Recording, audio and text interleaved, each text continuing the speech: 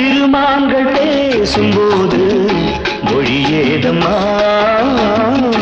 பிறர் காதில் கேட்பதற்கும் வழியேதம்மா ஒரு ஜோடி சேர்ந்து செல்லும் பயணங்களில் உறவழி வேறு இல்லை கவனங்களில் இளமாமையில் வந்தாடும் வேளை இன்பம் கோடி என்று அனுபவம் சொல்லவில்லையோ நம்ம கரவாட்டு கூட முன்னாடி போ என் மன்னவன்